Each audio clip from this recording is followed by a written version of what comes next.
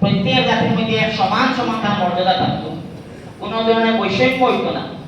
এই যে আইন আনছি আইনে আমরা মধ্যে বৈষম্য ইয়ে করে, আমরা ঘরের মধ্যে দরবার লাগা বলে মুসলমান করে এগুলো শিয়া, এই বোর্ডের মধ্যে শিয়াও থাকতে লাগবো, সুন্নি থাকতে লাগবো, কোরআন থাকতে লাগবো, আগা খানে থাকতে লাগবো, আর কিতা কি না জানি এটা কিছু জানিও না আমরা।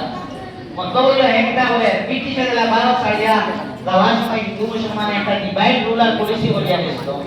এই অফ কমান্ডমেন্ট পিরিয়ডে আমরা মুসলমান হইতে চিন্তা করে ও বাগাওয়াতি করে যে একটা আর্টিকেল 14 নম্বর ভায়োলেশন করে।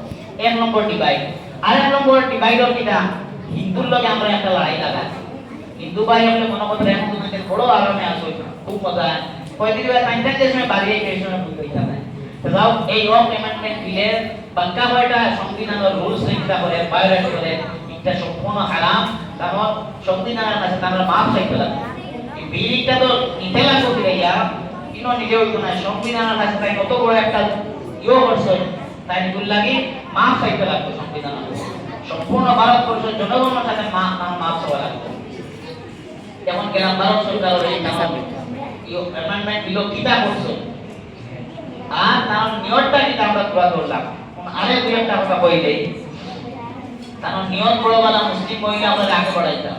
আরে ভাই কর্ণাটকের মধ্যে গত বছর একজন মহিলা ইউনিভার্সিটি ট্যালেন্টেড মহিলা, তাই ঢুকতে তো বলছে না, তাই হিজাব পরিয়া গেছিল। মহিলার লগে আপনার অত মায়া এগুলো এখানে দিলায় না। আর অন্যান্য কান্ট্রির মধ্যে হিজাব পরিয়া পরীক্ষা ঢুকতে দিছিল না আমার মা বই করে। আর তাই তাই মানে সেফ থাকা ইও দেখাইতা বালাই দেখাইতা আমরা ইও করে কিতা করতাম মা বই নকল রাখবো। এই গভর্নমেন্টের বিলোর মধ্যে নিয়ে আসা হায় রে গোলা নিয়ত পালা আপনার। দুই নম্বর আপনি উন্নয়ন করলাম মসজিদ কুদিয়া নেই, মাদ্রাসা কুদিয়া তোমার উন্নয়ন সংসদের এখন কইসলা কিতা এই কইরা কোয়া না কই বাদে সংসদ হয়তো কুদিয়া তোলে আর কিতা সওয়াল লাগাই দিব। কুদাকুদির মধ্যে আছে কি যে সময় বিশ্ব দেশ হল আকাশ ও জাহাজ সায়েন্স টেকনোলজি আবিষ্কার করে সে উন্নয়ন কিলা করতে হনো যা আমরা ভারত সরকারের মসজিদ মন্দির উন্নয়ন টাইম করে রাখছিলাম। কিন্তু এই তো মানুষ এবারও কোনো লড়াই তো হয়, কিন্তু যেও হয় এক কালা যায় তার স্রষ্টা করতে আল্লাহর ইবাদত করতে হয়, ওর মায়ার বন্ধু তার কোন আল্লাহ থাকিত জীবনে শান্তি হইত।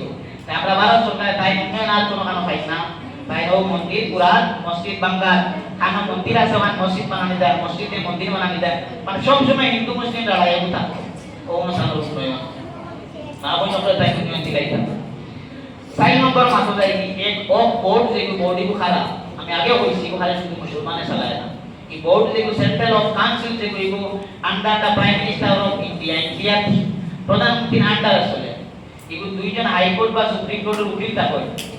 এর বাদে তোমার ইসলামিক ল কোরআন হাদিস জ্ঞান সম্পন্ন আরো 2-3 উকিলও করতে হয়।